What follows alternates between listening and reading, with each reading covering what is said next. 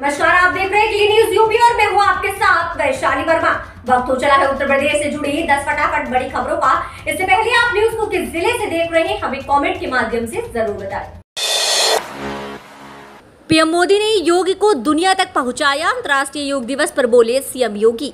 अंतर्राष्ट्रीय योग दिवस के मौके पर पूरे देश में अलग अलग स्थानों पर लोग योगा कर रहे हैं। हरिद्वार स्थित पतंजलि योगपीठ में योग गुरु बाबा रामदेव ने सुबह लोगों को योगाभ्यास कराया। उधर पीएम मोदी मैसूर में एक सामूहिक कार्यक्रम में लोगों के साथ योगाभ्यास करेंगे। अंतर्राष्ट्रीय योग दिवस पर सीएम योगी लखनऊ में आयोजित योगाभ्यास कार्यक्रम में पहुंचे। वह बोले कि हम सब आभारी हैं प्रधानमंत्री मोदी के, जिन्होंने भारत की ऋषि परंपरा के इस उपहार को न केवल भारत के अंदर बल्कि दुनिया के अंदर पहुंचाया है। वह आगे बोले कि योग से प्रतिरोधक क्षमता में बढ़ोतरी होती है और हम अनुशासित रहते हैं।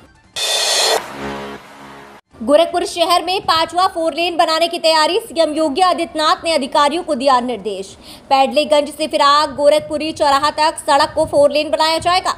मुख्यमंत्री योगी आदित्यनाथ ने सोमवार को गोरखनाथ मंदिर में विकास कार्यों की समीक्षा के दौरान अधिकारियों को इस बात के दिए निर्देश। 4 लेन बनने से सड़क पर लगने वाला जाम समाप्त हो जाएगा। मुख्यमंत्री ने जिले में चल रही योजनाओं की प्रगति की समीक्षा की। मुख्यमंत्री ने पीडब्ल्यूडी के कार्यों की समीक्षा की। उन्होंने देवरिया बाईपास को 4 लेन बनाने को लेकर प्रगति की जानकारी ली। पीडब्ल्यूडी के अधिकारियों ने बताया कि 4 लेन स्मार्ट रोड बनने के लिए 393 करोड़ रुपए का प्रस्ताव शासन को भेज दिया गया है। इस रोड पर बिजली के तार अंडरग्राउंड किए जाएंगे, ऑर्नामेंटल लाइट लगाई जाएगी। बताया गया है कि सिविल वर्क का एस्टीमेट तैयार हो गया है। जल्द ही पूरा प्रस्ताव शासन को भेज दिया जाएगा। मुख्यमंत्री ने बिजली विभाग से बिजली आपूर्ति ओटीएस के बारे में जानकारी ली। स्मार्ट मीटर लगने को लेकर भी जानकारी ली।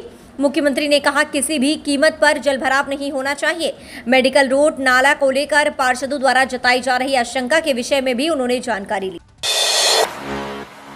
इस योजना में करें सिर्फ 2 रुपए का निवेश, हर माह पाएंगे 36,000 रुपए पेंशन। केंद्र सरकार ने मजदूरों को भी पेंशन देने के लिए प्रधानमंत्री श्रम योगी मानधन योजना शुरू की है। असंगठित क्षेत्र के श्रमिकों के लिए ये एक बेहतरीन योजना है। इस योजना के तहत रेहड़ी पटरी वालों, रिक्शा चालक, निर्माण श्रमिकों और असंगठित क्षेत्र से जुड़े लोगों के लिए वृद्धावस्था में पेंशन की सुविधा की गई है। पीएम श्रम योगी मानधन योजना के तहत सरकार मजदूरों को पेंशन की गारंटी देती है, जिसमें रोज सिर्फ 2 रुपए की बचत करके सालाना 36,000 रुपए की पेंशन प्राप्त कर सकते हैं। पीएम श्रम योगी मानधन योजना को शुरू करने पर हितग्राही को हर माह 55 रुपए जमा करने होंगे। 18 साल की उम्र में रोजाना करीब 2 रुपए की बचत करता है तो 60 वर्ष की उम्र के बाद उसे 36,000 रुपए पेंशन मिलेगी। अगर कोई व्यक्ति 40 साल की उम्र से इस योजना को शुरू करता है तो उसे हर महीने 200 रुपए जमा करने होंगे। 60 साल की उम्र के बाद पेंशन मिलने लगेगी। 60 साल बाद 3,000 रुपए प्रति महीने यानी 36,000 रुपए प्रति वर्ष पेंशन मिलेगी। यूपी में मानसून आगमन के साथ बादलों की सक्रियता शुरू। वाराणसी के तापमान में गिरावट का दौर जारी। पूर्वांचल में मौसम का रुख अब मानसून आने के बाद से ही राहत भरा हो चला है। मौसम विज्ञानी मान रहे हैं कि आने वाले दिनों में अब गर्मी का दौर कम हो जाएगा। गर्मियों का दौर बीतने के साथ ही बादलों की आवाजाही के साथ ही उमस का दौर भी दिन में चल रहा है, जबकि हवाओं का रुख अब तलक नहीं रह गया है। वातावरण में नमी का स्तर भी बढ़ा है और गर्मियों से लोगों को राहत भी महसूस हो रही है। माना जा रहा है कि अब सप्ताह भर में समूचे पूर्वांचल में बादलों की आवाजाही का दौर शुरू हो जाएगा। बीते 24 घंटों में अधिकतम तापमान 36.2 डिग्री सेल्सियस दर्ज किया गया, जो सामान्य से 1 डिग्री कम रहा। न्यूनतम तापमान 24.2 डिग्री सेल्सियस दर्ज किया गया, जो सामान्य से 3 डिग्री कम रहा। इस दौरान 3 मिमी तक बारिश दर्ज की गई है, जबकि आर्द्रता का स्तर अधिकतम 77% और न्यूनतम 53% दर्ज किया गया। यूपी में फिर से पांव पसार रहा कोरोना। इन 2 जिलों में सामने आ रहे सबसे ज्यादा मामले। कोरोना महामारी एक बार फिर से उत्तर प्रदेश में पांव पसार रही है। सबसे अधिक मामले राजधानी लखनऊ में सामने आ रहे हैं। इसे लेकर स्वास्थ्य महकमा भी अलर्ट पर है। प्रदेश में 24 घंटे में 467 नए मामले सामने आए हैं। इनमें 130 नए मामले तो सिर्फ लखनऊ में मिले हैं। इसके साथ ही प्रदेश में कोविड के कुल एक्टिव केसों की संख्या 2,825 हो गई है। बात यदि लखनऊ की करें तो कुल एक्टिव केस 590 पहुंच गए हैं, यानी कुल एक्टिव केस में करीब 21% सिर्फ लखनऊ में है। सिर्फ जून महीने की ही बात करें तो प्रदेश में कोरोना के एक्टिव केस 3 गुना से अधिक हो गए हैं। वहीं लखनऊ में एक्टिव केस की संख्या जून में ही 5 गुना से अधिक पहुंच गई है। प्रदेश में 1 जून को 850 एक्टिव केस थे, जो आज 20 जून को 2,825 पहुंच गए हैं। राजकीय और स्वशासी मेडिकल कॉलेजों में बनेगा हॉस्पिटल मैनेजमेंट सिस्टम।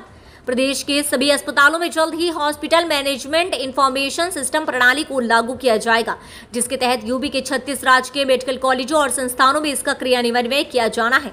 इस प्रणाली के जरिए मरीज की सारी जानकारी ऑनलाइन फीड कर डॉक्टर के कंप्यूटर तक पहुंचा दी जाएगी और जांच रिपोर्ट ऑनलाइन होने के बाद डॉक्टर अपने कंप्यूटर पर देख सकेंगे। प्रदेश के राजकीय मेडिकल कॉलेज, राजकीय संस्थानों, स्वायत्त शासी संस्थानों, चिकित्सा विश्वविद्यालयों और स्वशासी राज्य चिकित्सा महाविद्यालयों में पेपरलेस व्यवस्था को लेकर चिकित्सा एवं शिक्षा विभाग की ओर से पूरी तैयारी कर ली गई है। प्रदेश सरकार ने पहले चरण में चिकित्सा शिक्षा के पुराने संस्थानों में लागू किया है। प्रदेश के 9 मेडिकल कॉलेज में ये प्रणाली लागू की जा चुकी है, जिसके तहत गोरखपुर, कानपुर, इलाहाबाद, झांसी, मेरठ और आगरा के मेडिकल कॉलेजों के साथ कानपुर में इसकी शुरुआत हो चुकी है। अब यूपी के 36 राजकीय मेडिकल कॉलेजों में ये हॉस्पिटल मैनेजमेंट सिस्टम लागू करने की तैयारी है। अगर सरकार ने मान ली केंद्रीय कर्मचारियों की ये बातें, तो जल्द ही खाते में आएंगे 2.18 लाख। 1 करोड़ से अधिक केंद्रीय कर्मचारी और पेंशनर्स के लिए खुशखबरी है। खबरों के मुताबिक इन लोगों का 18 महीने के बकाया डीए एरियर का इंतजार जल्द खत्म हो सकता है। खबरों के मुताबिक अगर सरकार ने केंद्रीय कर्मचारी और पेंशनर्स की बात मान लेती है, तो जल्द ही उनके खाते में एक साथ 2.18 लाख रुपए आ सकते हैं। दरअसल केंद्रीय कर्मचारी जनवरी 2020 से जून 2021 तक रोके गए डीए देने की लंबे समय से मांग कर रहे हैं। गौरतलब है कि वित्त मंत्रालय ने कोविड-19 महामारी की वजह से मई 2020 में डीए बढ़ोतरी को 30 जून 2021 तक के लिए रोक दिया था। सूत्रों से मिली जानकारी के मुताबिक वित्त मंत्रालय, department of personal and training और व्यय विभाग के अधिकारियों के साथ संयुक्त सलाहकार तंत्र की बैठक होगी। इसमें डीए एरियर के एक मुश्त पेमेंट पर चर्चा होनी है। ऐसे में खबरें आ रही है कि सरकार कर्मचारियों को डीए एरियर के तौर पर 2.18 लाख रुपए तक एक साथ दे सकती है। यूपी के वीवी ने शुरू की पोर्टेबल डिग्री, छात्रों के लिए बड़ी राहत, कहीं से भी कर सकेंगे पढ़ाई। छात्र अब स्नातक की पढ़ाई अलग अलग शहरों ही नहीं बल्कि दूसरे प्रदेशों में भी कर सकेंगे। उदाहरण के लिए कानपुर से सर्टिफिकेट कोर्स, दिल्ली से डिप्लोमा तो मुंबई से डिग्री पूरी कर सकेंगे। केंद्र सरकार के एकेडमिक बैंक क्रेडिट के बाद प्रदेश सरकार ने भी नई शिक्षा नीति के तहत समान क्रेडिट के लिए academic bank for college and university portal की शुरुआत कर दी है। इसके लिए बाकायदा सभी विश्वविद्यालयों में नोडल अधिकारी तक नियुक्त कर दिए गए हैं। नई पहल के अनुसार इस समान क्रेडिट स्कोर के आधार पर छात्र छात्राएं पाठ्यक्रम के किसी भी ईयर में कॉलेज, शहर और प्रदेश बदल सकेंगे। छत्रपति साहू जी महाराज विश्वविद्यालय में academic bank for college and university portal का नोडल अधिकारी सीडीसी निदेशक डॉक्टर आर.के. द्विवेदी को नियुक्त किया गया है।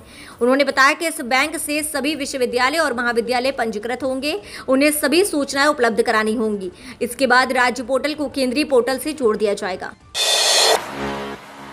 24 जून से शुरू होगी अग्निवीरों की भर्ती प्रक्रिया, 8वीं पास भी कर सकते हैं अप्लाई। केंद्र सरकार की अग्निपथ योजना को लेकर पूरे देश में विरोध की ज्वाला है। इस बीच कुछ संगठनों की ओर से सोमवार को भारत बंद का आह्वान किया गया था। हिंसा प्रदर्शन को देखते हुए रेलवे पुलिस और पुलिस फोर्स हाई अलर्ट पर रही।